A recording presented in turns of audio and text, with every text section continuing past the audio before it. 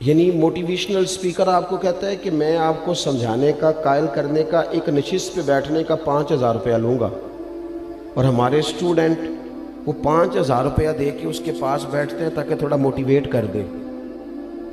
لیکن اتنی کتابیں لے کے عالم جمعے والے دن بیٹھا ہے،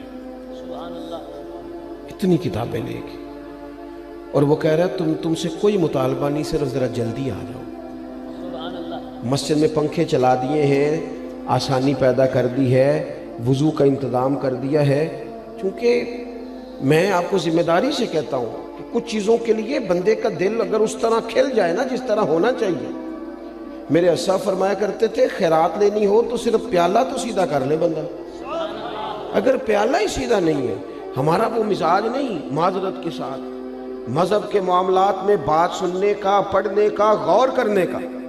اگر وہ مزاج ہو ایک منٹ کے لیے کہیں اور نہ جانا پڑے، کائنات کی ہر نعمت ہمیں دروازہ رسول سے ملے۔ لیکن وہ والہانہ پن، جب میں پڑھتا تھا، اب تو مجھے نہیں پتا، کافی دنوں سے میں نے معلومات نہیں کی، جب میں نے میٹرک کیا تھا تو رزلٹ 31 مارچ کو آتا تھا، تو جو بھی کسی دا آیا 31 مارچ میں، ہاں نہ نہیں کرتے تسی، 31 مارچ کو میٹرک کا رزلٹ آتا تھا، تو جنہوں نے پیپر دیے ہوتے تھے وہ 1 مارچ سے نماز بھی شروع کر لیتے تھے، اور ان کے ابا جی بھی شروع کر لیتے تھے، چونکہ پیپر دیے ہوتے تھے نا۔ تو والد کو جس دن پتہ چلتا تھا نا کہ تیرا بیٹا میٹرک کر گیا ہے، تو جس رشتہ دار کو اس نے کبھی فون نہیں نہ کرنا ہوتا تھا،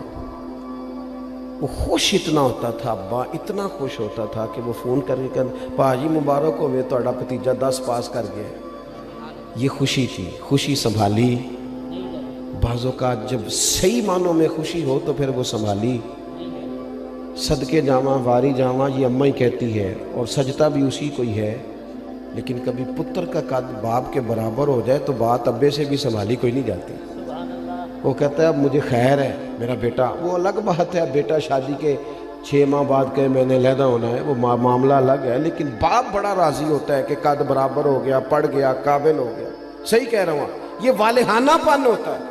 والہانہ پن رشتوں میں ہوتا ہے، رشتوں کی حساسیت بتاتا ہے، نہ سمجھ آئے تو پھر حضرت انس بن مالک رضی اللہ تعالیٰ عنہ فرماتے ہیں مجھے وہ دن نہیں بھولتا جس دن اللہ کے رسول مکے سے ہجرت کر کے مدینہ طیبہ آئے تھے۔ کوئی حضور کی اونٹنی کے آگے، کوئی پیچھے، کوئی دائیں، کوئی بائیں، کوئی یا محمدہ یا رسول اللہ کا نعرہ لگاتا تھا۔ بنو نجار بڑا قبیلہ تھا، بڑا، وہ قبیلوں میں اعزاز رکھتا تھا، ان کی بچیاں دف لے کے بیٹھ گئیں، خوشی سنبھالی نہیں جا رہی، وہ ننھی بچیاں جو بیٹھ کر وہاں دف بجاتی تھیں، رسول پاک کی جانب اشارے کر کے گاتی تھیں اور کہتی تھی ہمیں معمولی نہ سمجھنا، ہم ہیں بچیاں نجار کے عالی گھرانے کی، ہمیں خوشی ہے آمنہ کے لال کے تشریف لانے کی۔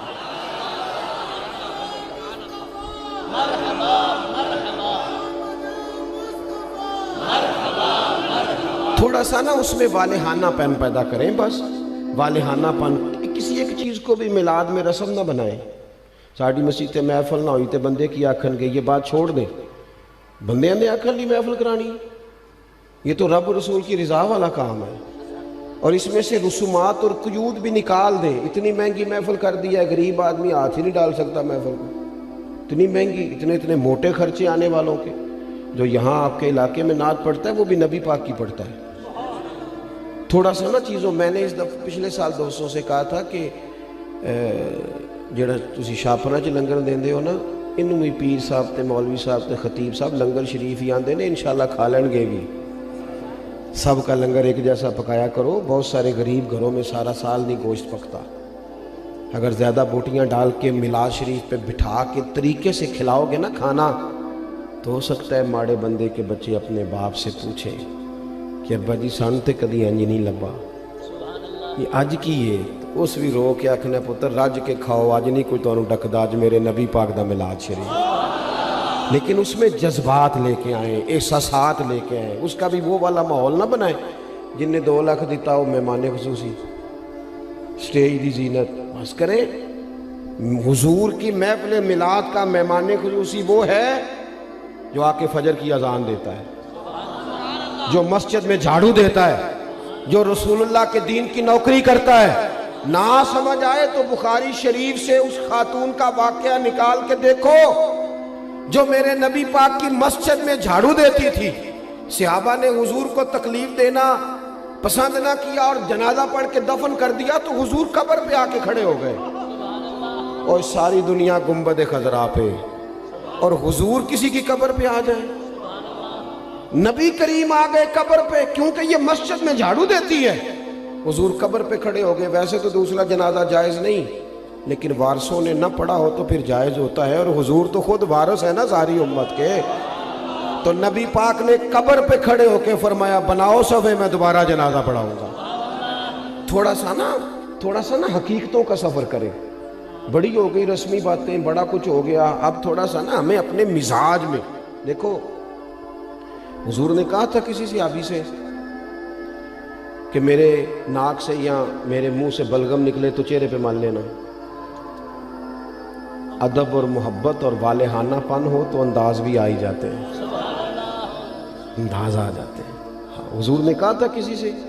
کہ میرے وضو سے جسم سے جو پانی لگ کے گزرے تم چہروں پہ ملنا، کہا تھا۔ بلکہ آپ صحیح مسلم شریف دیکھیں، حضرت ابو ایوب انصاری رضی اللہ تعالیٰ عنہ فرماتے ہیں نبی کریم علیہ السلام میرے گھر کو حضور نے رونق بخشی، میرے غریب خانے پہ آئے تو میرے گھر کی 2 منزلیں تھیں، نیچے میں رہتا تھا، اوپر کئی دفعہ بچے ہوتے تھے یا خالی ہوتا تھا۔ جب محبوب تشریف لے آئے تو میں نے عرض کی حضور جو آپ پسند کریں، تو فرمایا میں نیچے رہتا ہوں، لوگوں نے آنے جانا ہے، لوگوں کو آسانی ہوگی۔ حضرت ابو ایوب انصاری کہتے ہیں بچے لے کے چھت پہ چلا گیا، لیٹ گیا۔ رات کو میں اٹھا، اچانک آنکھ کھلی، چھت پہ چل رہا تھا تو میرے دل میں خیال آیا کہ ابو ایوب کہیں ایسا نہ ہو کہ جہاں تیرے پیر ہیں وہاں نیچے حضور آرام فرما ہو۔ خیال آیا، یعنی اگر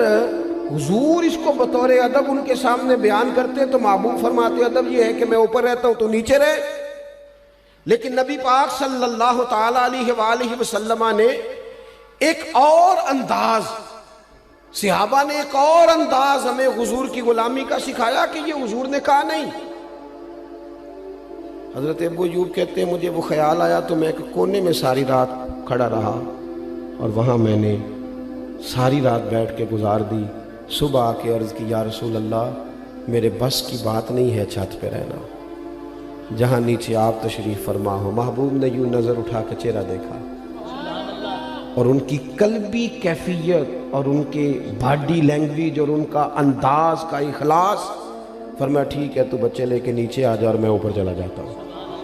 یہ صحابہ نے نا ہمیں حضور کے ساتھ والہانہ پن، ایک تو محبت کا والہانہ پن، ادب کا والہانہ پن، اور تیسری بات، اور اسی کے قریب جا کے میں نے بات سمیٹ دینی ہے، وہ نبی پاک کا حکم ماننے میں والہانہ پن رکھتے تھے۔ آج کل کسی دوست سے کہے نا نماز پڑھو، وہ کہنا ہے تسی دعا کرو میرے لیے،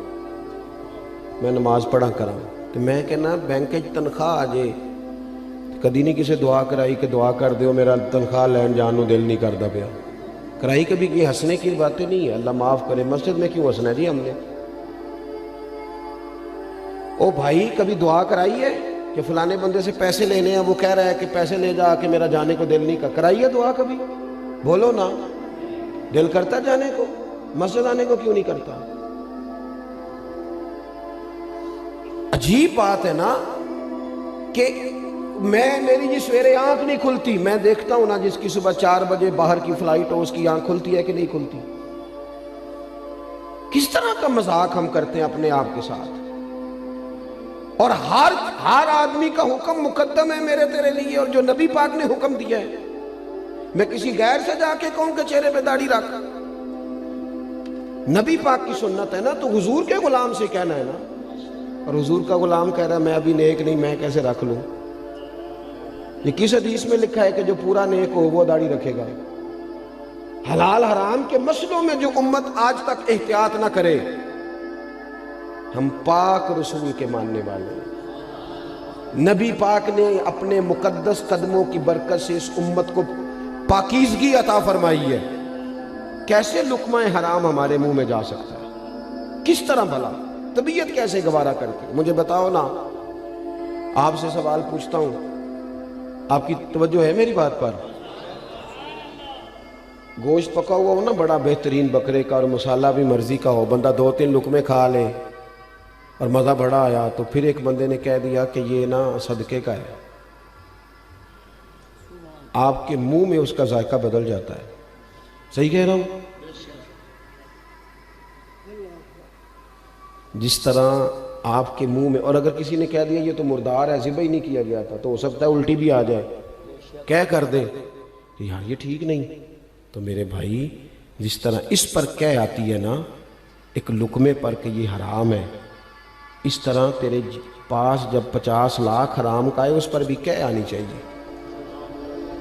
اس پر بھی تجھے الٹی آئے، تجھے گھن آئے۔ حضور نے اس طرح تزکیہ کیا، یتلو علیکم آیاتنا ویزکیکم، اس طرح تزکیہ کیا تھا کہ ان کے قریب کوئی شے ناجائز آ سکتی نہیں، سوال ہی پیدا نہیں ہوتا تھا، ذہن سازی ہو گئی تھی۔ آج اور پھر آپ کو ایک بات اور عرض کروں، نبی کریم صلی اللہ تعالی علیہ وسلم نے چاند کے 2 ٹکڑے کیے، ڈوبا ہوا سورج موڑا، پتھروں درختوں نے حضور کا کلمہ پڑھا،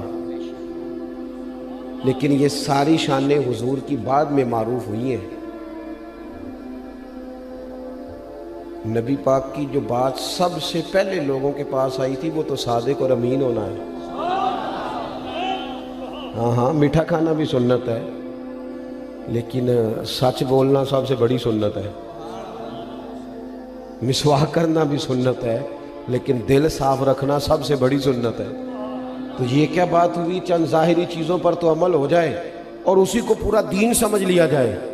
لیکن جو نبی پاک علیہ الصلوۃ والسلام نے معرفت کا نور اور روشنی دی ہے اس پر توجہ نہیں، اور بات ماننے میں بہانے، ہیلے بہانے۔ میں نے دیکھا ہے سیانے بیانے بندے اور مسجد کے حجرے میں میٹنگ ہو رہی ہے، اور انہوں نے کئی مولویوں کی پگڑیاں بھی کھول دی ہیں کہ فلانا کوئی کام نہیں کرتا، فلانا پیر غلط ہے، ان کو ساری تبصرے آتے ہیں۔ نماز کا ٹائم آتا ہے تو ان میں سے بہت سارے لوگوں کو کام یاد آ جاتا ہے، کئی کہتے ہیں میں نے وہاں جا کے پڑھنی ہے۔ یہ کیا صرف لفظوں کا ہیر پھیر ہے؟ صرف ہم نے وہ، میں جاتا ہوں نا، اب تو خیر مشکل ہو گیا ہے زیادہ جانا، ادارے کی مصروفیت بڑھتی جا رہی ہے دن بدن، لیکن میں دیکھتا ہوں کہ 21ویں محفل ہے جی ہماری، بانی محفل بتاتا ہے آپ نماز پڑھتے ہیں کہ میں دعا کروں؟ 21 مولوی مل کے بھی تجھے نیک نہیں کر سکے۔ میں نے کہا آج کے بعد نہ بتانا کسی کو، وہ کہیں گے کس طرح کے لوگ ہیں، 21 بندے آئے اس کے پاس اور ایک کی بھی بات نہیں سن سکا۔ چیزوں کو اصل پہ لائیں، اصل ہوتی ہے، اور بنیادیں ٹھیک نہ ہوں تو پھر آپ عمارتیں کھڑی کریں، کیسے کھڑی ہوں گی؟